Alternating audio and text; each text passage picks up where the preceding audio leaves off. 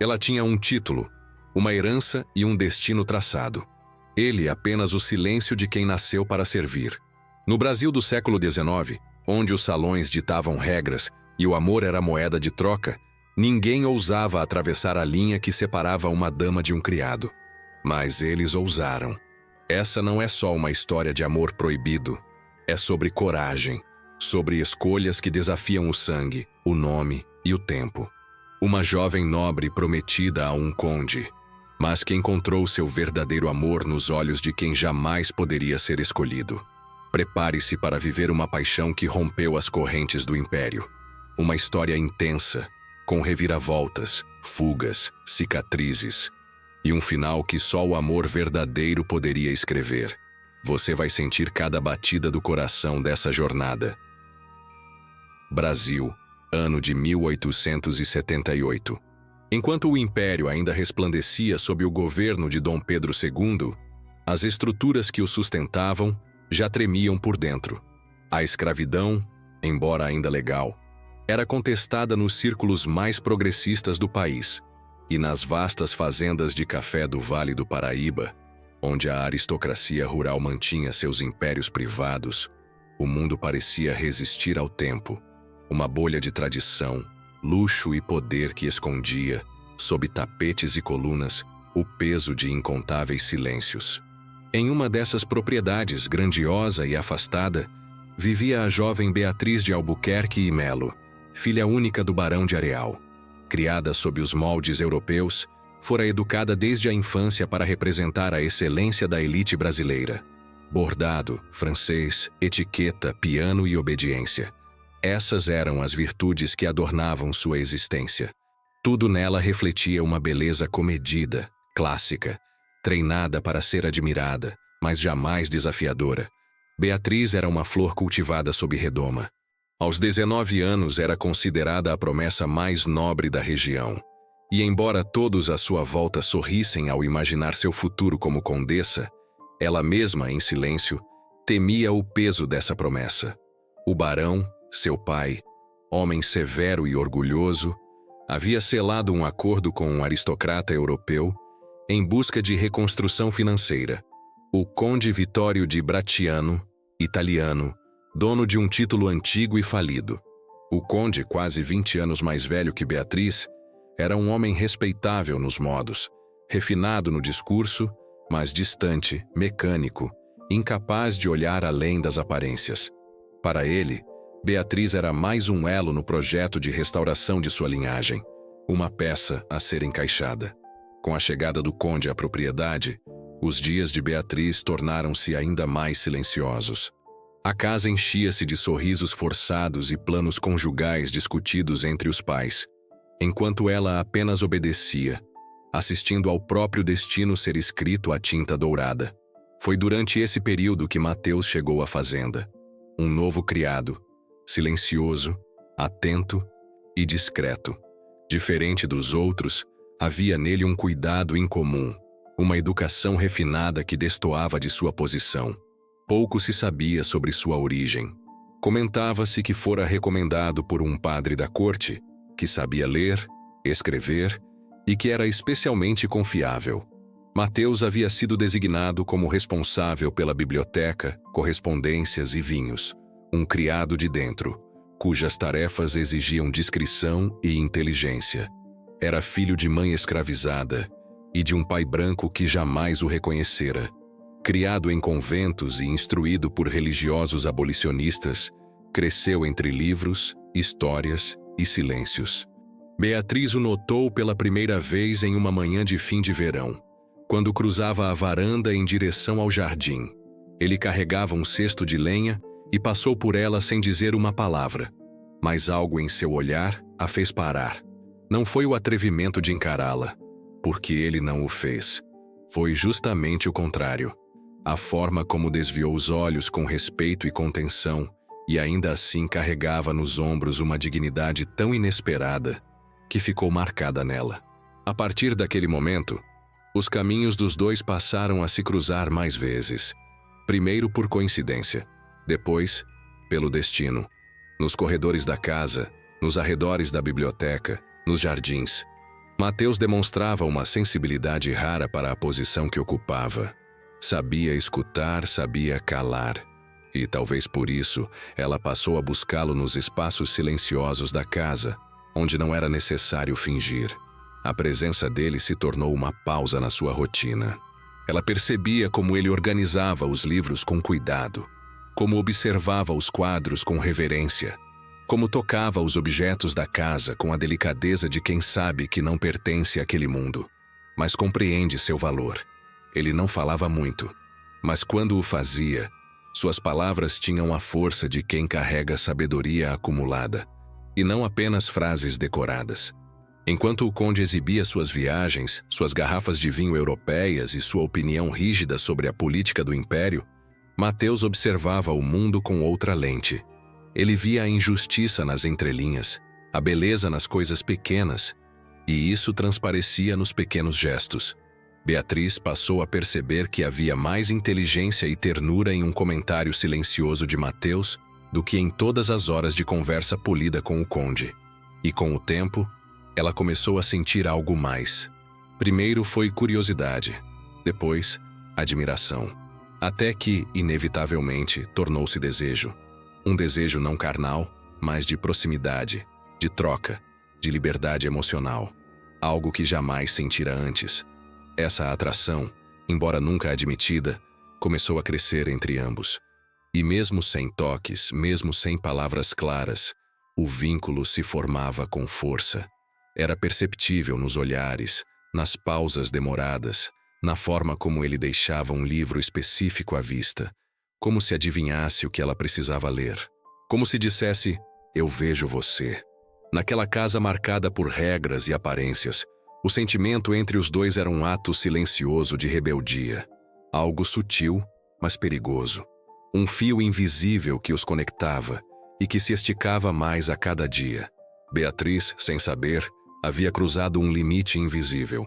E esse limite não seria perdoado. Com o passar dos dias, a rotina da casa grande seguia o compasso conhecido.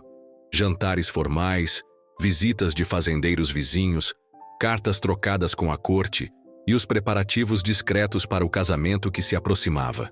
No entanto, por trás da rigidez das cortinas de linho e do brilho do cristal europeu, algo fora do previsto começava a se formar. Beatriz, que sempre se movera com a leveza esperada de uma dama, agora demonstrava uma inquietação nova. Ela passava mais tempo sozinha na biblioteca, escrevendo em cadernos que logo escondia quando alguém se aproximava. Demorava mais nos jardins, perdia-se entre os arbustos floridos com a desculpa de buscar paz, mas sempre com os olhos atentos a um movimento ao longe. Essa inquietude não passou despercebida, ainda que ninguém ousasse questionar. No âmago dessa transformação estava Mateus. Ele não a buscava. Continuava a cumprir suas tarefas com a compostura esperada de um criado. Mas havia algo no modo como caminhava, na serenidade que transmitia, que tornava sua presença um bálsamo na vida da jovem. Ao contrário do conde, que sempre falava de si, de títulos, de terras e da Europa, Mateus era um homem de escuta. Sua presença era acolhimento. Com o tempo, o que começou como coincidência se tornou padrão. Quando Beatriz se sentava à sombra da figueira com um livro de poesia, ele surgia para regar as plantas ou reorganizar o espaço. Quando ela subia à torre para observar o entardecer, ele aparecia pouco depois para recolher alguma peça deixada por outro criado. Nunca se aproximava demais, mas também nunca se afastava por completo. Ambos conheciam o risco, e era justamente esse risco que alimentava a intensidade. O conde, por sua vez, tornava-se cada vez mais presente e invasivo. Sua cortesia inicial foi substituída por autoridade disfarçada de cuidado. Começou a sugerir alterações no enxoval, a escolher os móveis da nova ala que seria construída após o casamento, e até a corrigir pequenas atitudes de Beatriz em público, como quem molda uma peça ainda imperfeita. O barão incentivava essas iniciativas, vendo nelas o sinal de um homem decidido. Já a baronesa, embora preocupada com o semblante cada vez mais fechado da filha, não ousava contestar. Beatriz, em silêncio, se retraía. Era com Mateus que ela recuperava o ar. Quando seus dedos passavam discretamente pelos livros deixados por ele na biblioteca, sentia que alguém a enxergava por inteiro. Quando encontrava entre páginas pequenas flores secas, sabia que ali havia intenção. E isso, mais do que qualquer joia oferecida pelo conde, a fazia sentir-se desejada de verdade, não por status, mas por quem ela era, por sua alma inquieta e faminta por significado. As noites começaram a pesar. Enquanto a família dormia, Beatriz passava horas observando as estrelas pela janela do quarto. O quarto de Mateus ficava na ala dos criados, afastado, mas não longe o bastante para que ela deixasse de imaginá-lo acordado, lendo à luz fraca de uma lamparina ou escrevendo em algum caderno escondido. Começava a desejar ouvir sua voz, não apenas seus passos contidos. O desejo não se expressava em gestos óbvios, mas crescia no interior dos dois como um fogo controlado. E quando, certa tarde, Mateus deixou propositalmente um exemplar de Os Sofrimentos do Jovem Werther, aberto sobre a mesa, com um trecho sublinhado sobre amores impossíveis, Beatriz compreendeu que não era a única a sentir aquilo. Esse laço invisível se intensificou até o ponto de não poder mais ser ignorado. Em uma tarde nublada, enquanto os salões estavam vazios após o retorno de todos da missa, Beatriz caminhava sozinha pelos fundos da casa, em direção ao antigo estábulo, um lugar esquecido, onde os criados mais antigos guardavam ferramentas que quase não eram mais usadas. Ao entrar ali, encontrou Mateus, que recolhia pedaços de madeira e cordas. O encontro não foi planejado, mas os olhares entregaram o que palavras jamais ousariam. A tensão entre eles, contida por tantas semanas, manifestou-se de forma sutil. Nenhum gesto explícito, nenhuma palavra trocada, mas o espaço entre seus corpos se tornou estreito demais para ser ignorado. Os olhos dela buscaram os dele. E mesmo sem toque, o silêncio que compartilhavam naquele instante dizia mais do que qualquer promessa. Era ali que habitava o amor deles, no espaço proibido entre a proximidade e o abismo. Nos dias seguintes, o comportamento de Beatriz se transformou. Ela recusava os passeios organizados pelo conde, demonstrava indiferença ao tom autoritário do pai e respondia com frieza às tentativas de aproximação da mãe. A baronesa começou a desconfiar que algo não estava certo, mas era a velha aia, Inácia, quem mais observava. Com décadas a serviço da família, Inácia conhecia os movimentos da casa melhor que qualquer outro, e não demorou para perceber os horários em que Beatriz desaparecia, as brechas que buscava, os locais que antes nunca visitava. Com olhos atentos, começou a seguir discretamente os passos da jovem. Foi assim que, certo dia, observou à distância um encontro rápido entre Beatriz e Mateus nos fundos da estufa, onde uma troca de livros se deu com mãos que se tocaram por segundos, a mais que o aceitável. O coração de Inácia apertou. Aquele gesto era mais do que ousadia. Era ameaça, não apenas ao nome da família, mas à própria estrutura do mundo como conheciam. Um amor como aquele, se confirmado, colocaria tudo a perder. Inácia não falou de imediato, mas o sussurro da dúvida já havia se instalado. Enquanto isso, o conde começava a se irritar com a distância de Beatriz. Percebia, embora sem provas, que ela não o admirava, que seus olhos sempre pareciam procurar algo fora de seu alcance. Durante um jantar, chegou a comentar com o barão em tom seco que sua futura esposa precisava de direcionamento e que esperava que sua educação não houvesse sido frouxa demais. O barão, incomodado, prometeu tomar providências, mas não sabia contra o que exatamente. E assim, o amor de Beatriz e Mateus crescia como uma planta clandestina, sem luz direta, mas com raízes fortes, alimentado pelo silêncio, pelo risco, pela certeza de que nada na vida, até então, havia feito tanto sentido. Mas o tempo não perdoa os que desafiam sua ordem. O que começara como um afeto secreto estava prestes a ser descoberto. E quando fosse, nenhum dos dois sairia ileso. As nuvens carregadas que se aproximavam da fazenda não eram apenas sinais de uma tempestade de verão.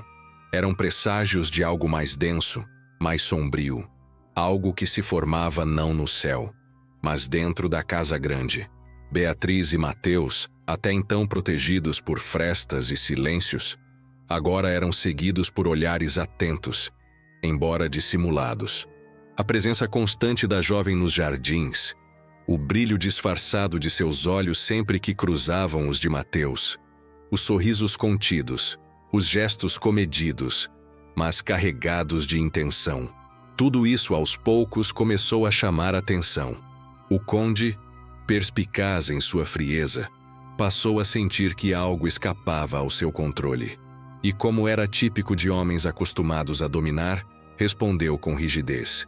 Ordenou à administração da casa que reduzisse os horários de circulação dos criados, especialmente na ala da biblioteca e do jardim. Exigiu relatórios diários sobre a rotina de Beatriz, sob o pretexto de proteger sua futura esposa. O barão, pressionado, acatou as sugestões sem perceber o verdadeiro motivo por trás delas. E Beatriz, sentindo a vigilância apertar, viu seus poucos momentos de liberdade se tornarem cada vez mais raros. Mesmo assim, os encontros entre ela e Mateus continuaram. Discretos, perigosos, quase invisíveis. Um livro deixado sobre a escrivaninha, uma anotação escondida entre as páginas, um olhar rápido enquanto ele atravessava o corredor carregando papéis. Tudo era calculado, e cada gesto carregava o peso do proibido, mas nenhuma estratégia resistiria à desconfiança de quem já sabia onde olhar. A velha Inácia, fiel à baronesa desde os tempos de juventude, decidira agir. Suas suspeitas foram confirmadas numa tarde abafada, quando, ao limpar o salão da estufa, encontrou um lenço bordado com as iniciais de Beatriz, cuidadosamente dobrado entre os vasos de camélias. Ao lado, havia um volume de poesias com páginas marcadas por pequenas flores secas, hábito que ela sabia não pertencer a nenhum outro criado da casa. Para Inácia, aquilo não era mais dúvida, era certeza. No mesmo dia, a informação chegou até o conde, levada de forma velada, mas calculada. Ele não reagiu de imediato. Preferiu observar. No jantar daquela noite, limitou-se a estudar o rosto de Beatriz, a maneira como desviava o olhar, como seus dedos brincavam com o talher, como sua respiração oscilava ao ouvir o nome de Mateus. Ele já sabia. Só faltava o momento certo para agir. E esse momento chegou dias depois. Beatriz escapou do controle da aia com a desculpa de visitar a capela ao entardecer. Na verdade, fora ao estábulo desativado, onde sabia que Mateus estaria organizando ferramentas sob a sombra da tarde. Foi o primeiro encontro em dias, e quando seus olhos se cruzaram, o tempo pareceu parar. Sem palavras, ela se aproximou. Ele tocou sua mão. E ali, envoltos pelo cheiro de feno e terra molhada, compartilharam o que seria seu primeiro beijo. Foi um gesto contido, mas profundo. Um beijo selado pela urgência de amar quando tudo diz que não se deve.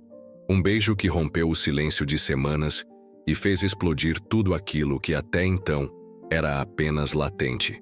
Foi também um beijo assistido, por olhos que espreitavam das frestas da porta. Inácia mais uma vez fora atrás, e desta vez levara consigo a certeza que desejava entregar. Na manhã seguinte, o caos se instaurou. Mateus foi chamado ao gabinete do barão sob a justificativa de revisar documentos, mas encontrou-se cercado por 2 capangas e levado à força até o fundo da propriedade, onde recebeu ordem de prisão. Não havia crime formal, apenas acusações genéricas: insubordinação, conduta inadequada, desrespeito à hierarquia. A justificativa verbal era vaga, mas todos na casa sabiam o real motivo. Beatriz, ao saber da detenção, tentou alcançar o pai, mas foi impedida. Trancada em seu quarto sob vigilância da própria mãe, perdeu o chão. Pela janela, via o horizonte de campos verdes e o céu aberto, e pela primeira vez, sentia-se verdadeiramente enjaulada. Nada daquilo, nem os móveis franceses, nem os vestidos de seda, nem os títulos nobres, tinha qualquer valor diante do que estavam tirando dela. O barão, furioso, dizia proteger a honra da família. O conde, com calma cruel, afirmava que tudo aquilo era necessário, pois Beatriz estava doente de ideias românticas. Ele sugeria que o casamento fosse adiantado para evitar mais escândalos. A baronesa, dividida entre o amor pela filha e a fidelidade ao marido, pouco podia fazer. Enquanto isso, Mateus fora levado a uma antiga cocheira abandonada, vigiado e mantido sob ameaça. Havia rumores de que seria enviado para o interior do Mato Grosso, onde o exército recrutava homens para abrir estradas, um tipo de castigo disfarçado de serviço. Era uma forma de punição comum contra homens livres de pele escura considerados perigosos. Ninguém voltava de lá inteiro. Alguns nunca voltavam. Beatriz passou noites em claro. Desesperada, escreveu cartas, tentou enviar bilhetes por criadas de confiança. Buscou refúgio em orações, não pela fé, mas pela esperança de que alguma força maior pudesse intervir. Mas nada mudava. Cada dia era uma contagem regressiva para o casamento e para a partida de Mateus. Em uma dessas noites, vasculhando uma das caixas esquecidas da avó, encontrou uma adaga pequena, de punho entalhado, símbolo da época em que mulheres ainda se defendiam nas estradas de terras perigosas. Beatriz, tomada por um impulso silencioso, escondeu a arma junto ao corpo. Sabia que não poderia esperar pela piedade de ninguém. Se quisesse salvar a si mesma e a ele, teria que agir. Mas o mundo ao seu redor parecia cada vez mais impenetrável. No 5º dia da prisão de Mateus, uma carruagem foi encomendada para levá-lo ao destacamento. A data do casamento também foi fixada, dali a 2 semanas. Para a família, seria uma resposta rápida, firme e exemplar. Para Beatriz, era o fim daquilo que um dia sonhou ser liberdade. Naquela manhã, ao escutar o som da ferradura dos cavalos sendo preparados, Beatriz não chorou, não gritou. Ela sentou-se à penteadeira, encarou seu reflexo no espelho e, pela primeira vez, viu não uma dama, mas uma prisioneira disposta a fugir. Enquanto os dias avançavam com a precisão cruel dos ponteiros do velho relógio do salão, a sensação de desespero para Beatriz deixava de ser súbita e passava a se tornar constante. Havia algo sufocante no ar, como se o próprio casarão tivesse se voltado contra ela. Tudo que antes fora familiar agora se convertia em grade, vigilância e contenção. As janelas pareciam menores, as portas mais pesadas, os corredores mais longos e frios. Beatriz permanecia sob vigilância. A mãe, a baronesa, tentava convencê-la de que tudo aquilo era passageiro. Repetia, com voz trêmula, que a felicidade surgiria com o tempo, que o conde lhe garantiria segurança, que o amor verdadeiro era um luxo perigoso para mulheres do seu mundo. Mas Beatriz já não escutava. Seus pensamentos estavam longe, com Mateus. Do lado de fora da casa, Mateus aguardava seu destino. Fora mantido por dias em uma cocheira improvisada, sob a guarda de 2 homens de confiança do barão. Não era alimentado com dignidade, não recebia notícias, e tampouco compreendia até onde iria sua punição. Mas o que mais doía não era a incerteza sobre seu futuro. Era a ideia de que Beatriz acreditasse que ele havia desistido, porque não havia. Na tarde anterior à sua suposta transferência para o destacamento militar, Mateus foi visitado discretamente por uma figura inesperada.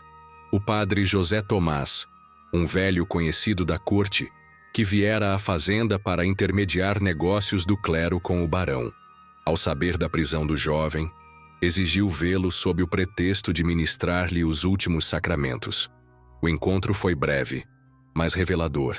Na penumbra da estrebaria, o padre lhe recordou aquilo que Mateus sempre escondeu do mundo, que não era apenas um criado alfabetizado, era filho bastardo de um antigo senador imperial, um homem que o rejeitara em vida, mas que deixara em testamento secreto um valor considerável para que ele estudasse, longe dos olhos da sociedade. Mateus fora educado não para servir, mas para existir nas margens. Era culto, oculto o bastante para ser perigoso. Por isso, todos que o conheciam o mantinham em silêncio. Mateus nunca usara disso para se elevar. Seu orgulho estava na sua mente, não no sobrenome que nunca teve. Mas naquele instante, percebeu que talvez fosse a hora de usar sua história para algo maior. Não para si, mas por ela. Pela mulher que ousara amá-lo quando o mundo inteiro dizia que isso era impensável. Enquanto isso, na casa grande, Beatriz descobria outra verdade. E ela viera em forma de uma carta antiga, escondida entre papéis do pai no escritório.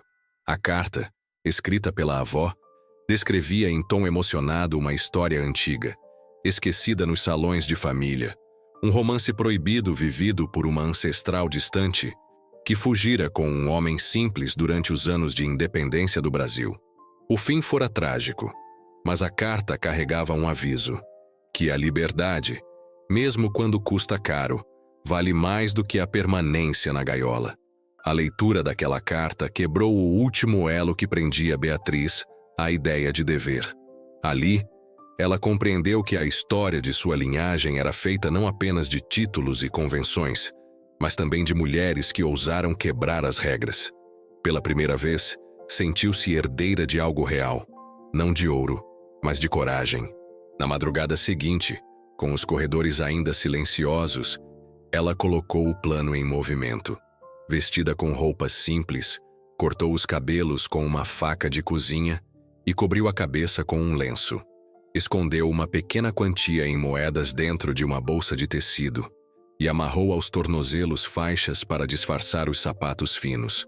Desceu pelas escadas de serviço com o cuidado de quem aprende a andar de novo, passou pela cozinha deserta e se dirigiu à estrebaria. Estava disposta a libertá-lo. Mas, ao chegar, encontrou o espaço vazio. O portão havia sido aberto, a corrente deixada no chão. Nenhum sinal de luta, nenhum vigia. Apenas silêncio. Por um instante, pensou que ele já havia sido levado. Um desespero seco a tomou, como se o ar lhe faltasse. Mas então viu sobre o feno um caderno antigo, o mesmo que ele carregava escondido entre os livros. Dentro, uma única folha arrancada e dobrada. Era uma página de poesia, versos sobre esperança, escritos com a caligrafia firme de quem nunca esquece. Ela compreendeu a mensagem. Ele havia escapado e a estava esperando. Na mesma noite, uma notícia atravessava os corredores da casa como um raio. O prisioneiro desaparecera. Ninguém sabia como. O barão acusava os criados, o conde exigia punições, e a baronesa chorava em silêncio. A ira crescia, e com ela, o controle sobre Beatriz aumentava. Agora, ela era vigiada também durante o banho, e sua porta fora trancada por fora. Mesmo assim, ela mantinha a esperança viva. Sabia que Mateus não fugiria sem ela. Havia algo maior que os unia, algo que a própria sociedade não conseguia nomear. No dia seguinte, pela janela do quarto, Beatriz viu um sinal. Uma fita branca amarrada discretamente ao galho de uma mangueira no jardim. Era o mesmo símbolo usado por escravos forros para sinalizar rotas de fuga nos tempos das senzalas. Apenas alguém que conhecesse bem aquele universo saberia disso. Ela compreendeu. Ele estava por perto. Mateus não fugira. Estava escondido nos arredores da propriedade, em uma antiga casa de roça abandonada, usada no passado por imigrantes italianos que trabalharam na lavoura. Fora ajudado por um velho amigo da infância, um ferreiro mestiço chamado Elias, que o acolhera sem fazer perguntas. Sabia que o risco era grande, mas maior era a dívida de gratidão que tinha para com Mateus. Ali, entre paredes de barro e cheiro de ferrugem, Mateus traçava um plano. Sabia que não poderia simplesmente entrar na casa para resgatar Beatriz. Precisava de aliados, e os encontraria entre aqueles que, como ele, estavam cansados de serem invisíveis. Os criados, os trabalhadores livres, os agregados esquecidos. E então, lentamente, sem chamar atenção, começou a reunir ajuda. Dentro da casa, Beatriz aguardava. Já não era a jovem que chorava escondida nos lençóis de linho, era outra, forjada pelo amor, pela dor e pela certeza de que viver sem liberdade era pior do que morrer tentando conquistá-la. Os dias seguintes ao desaparecimento de Mateus transformaram a fazenda em uma fortaleza. Guardas armados circulavam pelos arredores. O barão ordenou a contratação de jagunços locais para vasculhar os arredores. A ideia de que um criado fugitivo, ainda mais envolvido com sua filha, pudesse escapar impunemente era insuportável.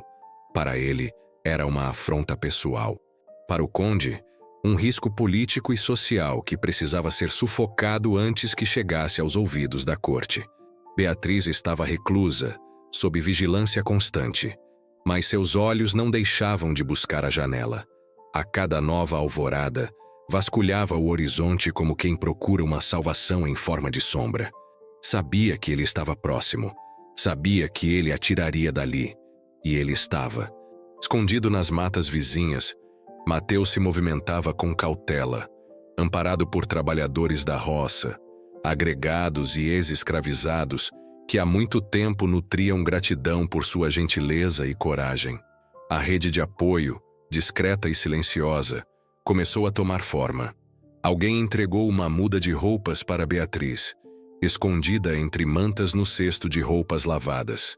Outro, um velho carroceiro, comprometeu-se a esperar na trilha de terra que levava à antiga estação ferroviária abandonada, usada apenas para cargas esporádicas. A travessia, planejada para uma única noite, seria a chance definitiva, ou a liberdade, ou o fim.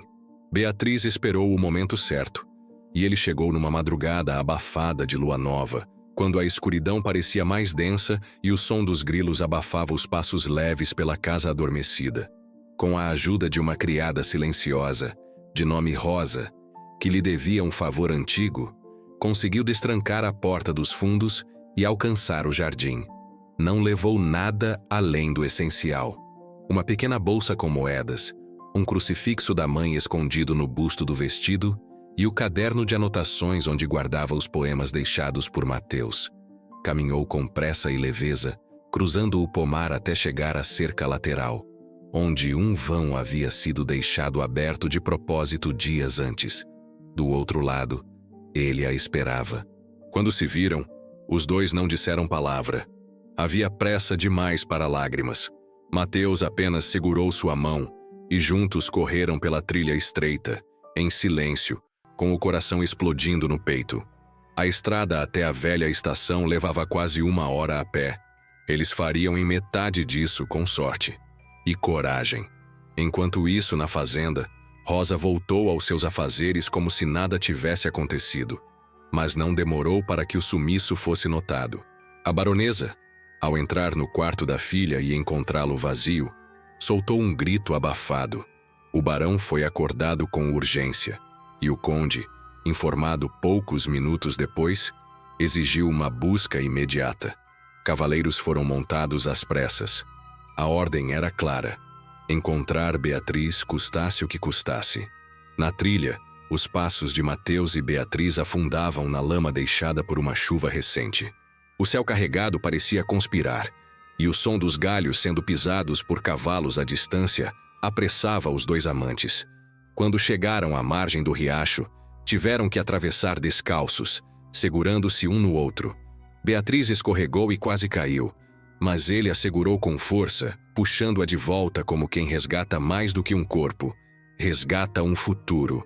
Do outro lado da trilha, o velho carroceiro os esperava com uma pequena charrete coberta. Ao vê-los chegar sem perguntar nada, apenas ergueu a lona e os ajudou a se esconder. Em silêncio, conduziu os cavalos pelo caminho lateral que contornava a fazenda, com destino à estação abandonada. A noite avançava, mas o perigo se aproximava. Os homens enviados pelo barão rastreavam com cães, e ao encontrarem marcas de passos na lama, apressaram o galope. Um dos guardas, homem experiente, reconheceu pegadas femininas e apontou para a direção correta. A caçada estava em curso. Quando a charrete chegou à estação, os trilhos estavam cobertos por folhas secas e galhos. Não havia sinal de trem, nem certeza de que ele viria. O plano dependia da lenda local de que, 2 vezes por mês, uma composição de carga passava por ali durante a madrugada para abastecer uma fazenda vizinha. Ninguém sabia ao certo os horários, mas Elias, o ferreiro, jurava que naquela noite o trem passaria. Enquanto aguardavam, escondidos entre os entulhos de uma sala abandonada da estação, Beatriz e Mateus finalmente puderam respirar. Ela se jogou nos braços dele como quem se despede de uma vida inteira. Não havia mais véu, nem pai, nem conde, nem obrigações. Apenas o amor, vivo, sujo de lama, com cheiro de medo e coragem. Trocaram o que seria talvez o último beijo antes do recomeço. Um beijo que dizia tudo, que se amavam, que não desistiriam, que estavam prontos para o que viesse. Mas o mundo não se cala tão fácil. O som dos cascos se aproximou com fúria. Gritos ecoaram na mata. Os cães latiram. O velho carroceiro deu o alerta. Não havia mais tempo para esperar o trem. Era correr ou ser capturado. Mateus pegou Beatriz pela mão e correram pelos fundos da estação, atravessando os trilhos, entrando em um matagal denso. Os guardas estavam próximos. Um disparo ecoou. Um grito se ouviu. A respiração de Beatriz falhava. Ela tropeçou. Ele a levantou. Os dois continuaram. Foi nesse momento, no auge da perseguição, que os trilhos começaram a vibrar. Ao longe, um ponto de luz surgiu na escuridão. O trem vinha, mais rápido do que esperavam. Com ele, uma última chance. Mateus puxou Beatriz para o leito de pedras. A composição se aproximava. Os guardas também. Os segundos se tornaram eternos. E então, no momento em que o trem passava em velocidade, Mateus agarrou Beatriz e os dois se lançaram para dentro de um dos vagões abertos de carga. Caíram entre sacos de café e madeira. O impacto foi forte. Beatriz gritou de dor, mas estava viva. Ele a abraçou, protegendo seu corpo com o dele. O trem seguia. E com ele, os dois desapareciam no breu da madrugada. Na margem dos trilhos, os guardas observavam impotentes. O barão, ao saber, quebrou objetos, jurou vingança. O conde retornou à corte no dia seguinte, humilhado, prometendo fazer da honra seu campo de batalha. Mas já era tarde. Beatriz e Mateus haviam fugido. Não sabiam ainda para onde. Não tinham garantias, nem documentos, nem segurança. Mas tinham o que mais importava, um ao outro. E a coragem de terem escolhido amar, mesmo quando o mundo inteiro dizia que era errado. O trem avançava pelos trilhos da madrugada, levando consigo 2 fugitivos cansados, feridos, mas vivos. Beatriz e Mateus, espremidos entre sacas de café e feixes de madeira, sentiam o corpo doer com o impacto da fuga. Mas nem isso conseguia suprimir a sensação de vitória que pulsava em seus corações. Tinham desafiado tudo: o pai, o conde, a sociedade, e haviam escapado. Pela primeira vez, estavam fora das amarras do mundo que os impedia de existir juntos. Ao amanhecer, o trem desacelerou ao se aproximar de uma pequena estação de interior, usada apenas para descarga de mercadorias. Era ali que desceriam. Ainda não sabiam exatamente para onde iriam, mas sabiam que não podiam permanecer em lugar algum por muito tempo. Carregavam em si o tipo de escândalo que corria mais rápido que o próprio trem. Durante os primeiros dias, viveram com o mínimo. Com a ajuda de Elias, que já os esperava na vila próxima, conforme o combinado, conseguiram abrigo em uma casa simples, na parte mais escondida do vilarejo. Beatriz trocou de nome. Passou a usar roupas modestas e escondia o rosto sempre que saía à rua. Mateus arranjou trabalho como ajudante em uma oficina, usando seu conhecimento para consertar engenhos, relógios e até escrever cartas para os analfabetos locais. Era pouco, mas era digno. E, acima de tudo, era livre. Mas a liberdade não vinha sem sombras. O barão, ao saber que os dois haviam fugido juntos, espalhou a história na corte com a fúria de um pai traído e de um nobre humilhado. Disse que Beatriz fora raptada, seduzida por um homem manipulador, um criado sem moral. Disse que ela fora enganada. Alguns acreditaram, outros duvidaram, mas todos comentaram: O nome de Beatriz foi apagado dos registros sociais, como se sua existência fosse um erro a ser esquecido. O conde retornou à Europa, jurando nunca mais pisar no Brasil. Mas deixou atrás de si uma reputação ferida que, segundo ele, só poderia ser curada com a ruína dos dois. E por isso, pôs recompensas em cartas, espalhando seus contatos entre militares e mercadores. A notícia se espalhou. Um homem mestiço fugido com uma dama da elite. Uma história viva demais para desaparecer. O medo de serem encontrados passou a rondar cada noite. Mesmo assim, resistiam. Beatriz adaptou-se à nova vida com uma coragem que nem ela sabia que tinha. Aprendeu a costurar para fora, oferecia ajuda a mulheres doentes, lia para crianças em troca de alimentos. Deixou de ser senhorita e passou a ser apenas uma mulher. Mas ao contrário do que esperavam os que a desprezaram, nunca se sentiu menor. Sentia-se plena, porque agora era dona de suas escolhas. Mateus, por sua vez, lutava contra outra dor, a da invisibilidade social que nunca o deixara completamente. Mesmo livre, mesmo com conhecimento, era sempre olhado com desconfiança.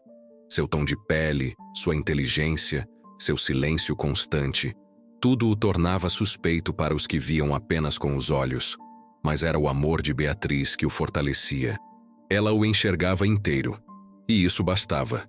Meses se passaram. Aos poucos o nome deles deixou de ser notícia. O mundo, tão cruel quanto efêmero, voltou a se ocupar de novas intrigas, novas moças casadas por conveniência, novos negócios nobres falidos. O barão nunca mais teve notícias da filha. E com o tempo, o escândalo virou lenda, contada em sussurros por velhas damas nos salões decadentes da província. Foi nesse cenário que uma nova figura surgiu. Domingos, irmão mais novo da baronesa, era um homem discreto, com ideias moderadas, mas que há muito desconfiava da rigidez da família. Ao saber da fuga de Beatriz, decidiu procurá-la, não por escândalo, mas por empatia. Sempre havia admirado o espírito livre da sobrinha e sabia que, ao contrário do que diziam, ela não havia sido enganada. Havia sido corajosa. Ao encontrá-los na vila semanas depois, Domingos não os condenou. Ao contrário, ofereceu ajuda. Contou que o barão estava com a saúde debilitada, que a baronesa havia sido isolada socialmente e que a família, na prática, já não possuía o prestígio de antes.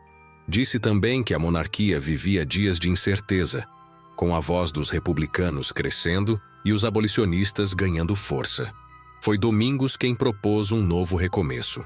Com seu intermédio, Beatriz e Mateus conseguiram documentos novos, um pedaço de terra herdado de uma tia falecida e uma oportunidade rara, a chance de reconstruir tudo, legalmente, longe da fazenda, longe da corte, longe de quem os via como um erro. Mudaram-se para o interior do Espírito Santo, uma região ainda pouco ocupada, mas com terras férteis e comunidades em formação. Lá, construíram uma casa simples, pequena, mas repleta de significado. Plantaram, cuidaram da terra, ajudaram os vizinhos. Não viviam com luxo, mas em paz. Foi ali que Beatriz, pela primeira vez, assinou um documento com o novo nome que escolhera. Um nome comum, de mulher simples. Mas quando traçou as letras no papel, sorriu. Porque agora o nome era seu. Não herdado, não imposto. Escolhido. Mateus, com o tempo, foi convidado a ensinar na pequena escola rural da região. Seus conhecimentos impressionaram o padre local. E em poucos meses, tornara-se professor. Ensinava leitura, escrita, história. Falava sobre o império, sobre a escravidão, sobre justiça, e às vezes, com os olhos marejados, lia para os alunos os mesmos poemas que um dia deixara escondidos em páginas de livros antigos. Os dois, aos poucos, refaziam a vida. Não sem dificuldades, não sem dor, mas com dignidade. E foi ali, numa tarde calma, quando as cigarras cantavam alto e o vento balançava os lençóis no varal, que Beatriz sentiu as primeiras contrações. A filha nasceria naquela noite. Um novo capítulo começaria. Mateus permaneceu ao lado dela durante todo o parto. segurando sua mão, murmurando palavras de força. Quando a criança chorou pela primeira vez, os dois choraram juntos. Deram à menina o nome de Clara. E naquele instante, ao olhar para aquele pequeno ser, fruto de um amor que ousou desafiar um mundo inteiro, compreenderam que, apesar de tudo, haviam vencido. Décadas se passaram desde aquela noite escura em que dois jovens desafiaram os trilhos do destino para fugir do mundo que tentava separá-los. O Brasil também mudava. A monarquia tombara, a escravidão fora abolida, e a república nascente ainda engatinhava em meio a conflitos e reinvenções. Mas no interior do Espírito Santo, em uma casa cercada por árvores frutíferas e caminhos de terra batida, o tempo corria diferente. Beatriz e Mateus envelheceram juntos. A casa que construíram com as próprias mãos cresceu ao redor deles. Pequena no início, foi ganhando espaço conforme a família crescia. Não em riqueza, mas em significado. Plantaram goiabeiras, leram sob as sombras das mangueiras, ensinaram vizinhos a escrever, acolheram viajantes. Tornaram-se para aquela vila esquecida pelos mapas uma referência de união e respeito. A filha, Clara, cresceu observando a força dos pais. Herdou os olhos escuros e atentos de Mateus e o semblante sereno de Beatriz. Inteligente e curiosa, tornou-se professora como o pai.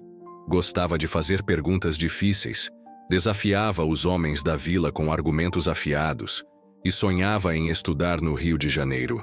Os pais a incentivavam. Sabiam que o futuro que lutaram para viver tinha, na verdade, sido construído para ela. Beatriz, já com cabelos embranquecidos e andar lento, passava suas tardes em uma cadeira de balanço na varanda, bordando com calma e ouvindo o som do mundo ao redor. Crianças correndo no quintal, pássaros cantando, panela no fogo. Ali, encontrava uma paz que nunca conhecera no casarão onde fora criada. Ali, ninguém a chamava de senhorita, nem condessa, nem propriedade de alguém. Ali, era apenas Beatriz, mulher, mãe, livre. Mateus, por sua vez, manteve até o fim o gosto pelos livros. Era visto com frequência embaixo da figueira, onde lia jornais, escrevia anotações e rabiscava poemas em cadernos gastos. Tinha um olhar cansado, mas doce. Quando falava de sua história, era breve. Preferia lembrar do que veio depois, não do que quase os destruiu. Dizia que o passado era um lugar que visitava apenas para agradecer por ter saído dele. Certa tarde, Clara encontrou uma caixa antiga no fundo de um baú. Dentro estavam guardadas cartas, poemas, um lenço bordado e um caderno com folhas amareladas. Ao mostrar aos pais, Mateus sorriu e Beatriz teve os olhos marejados. Era o caderno dos encontros escondidos, o mesmo que ele deixava entre livros, marcado com flores secas e pequenos trechos de poemas. Cada página era uma memória viva da coragem que tiveram. Clara, emocionada, pediu que contassem a história.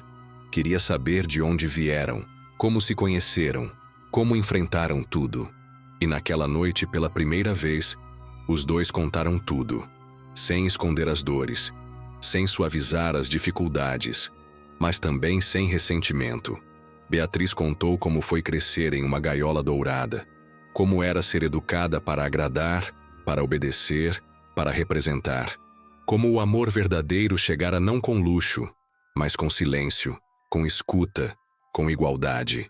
Disse à filha que amar um homem como Mateus havia sido, antes de tudo, um ato de fé, não em Deus, mas na vida. Mateus falou sobre o peso de ser invisível, sobre carregar nas costas o rótulo de bastardo, de mestiço, de subalterno, e como Beatriz o enxergara quando ninguém mais ousava fazê-lo. Disse que o amor dela não o havia salvado, mas o havia feito lutar para se salvar.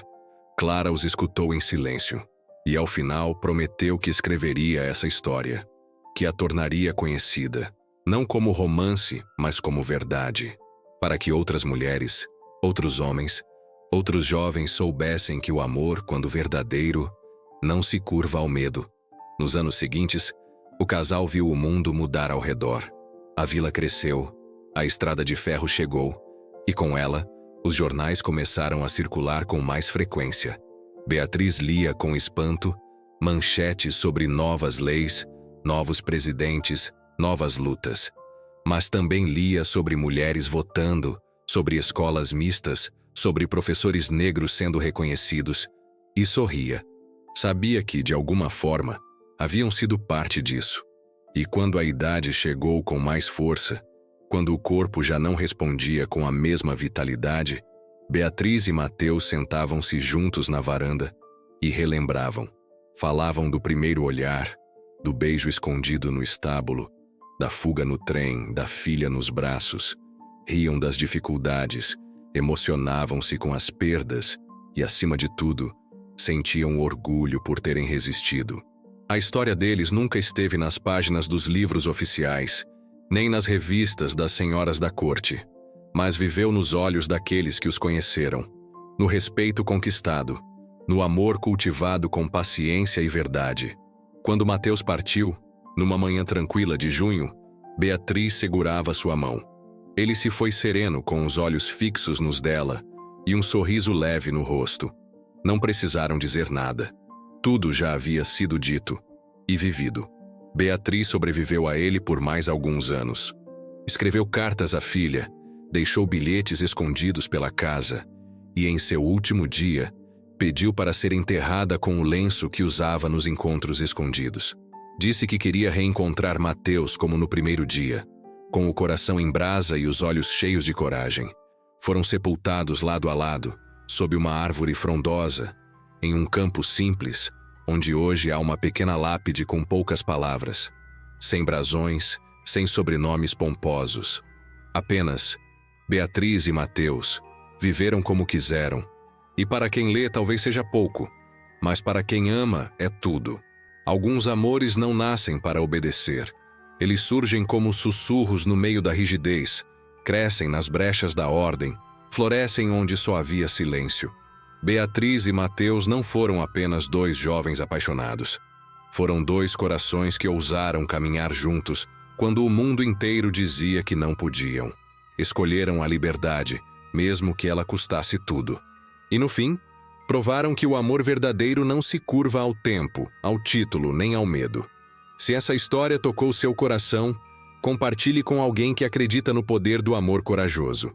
E conte aqui nos comentários. Você teria força para escolher o amor, mesmo contra tudo?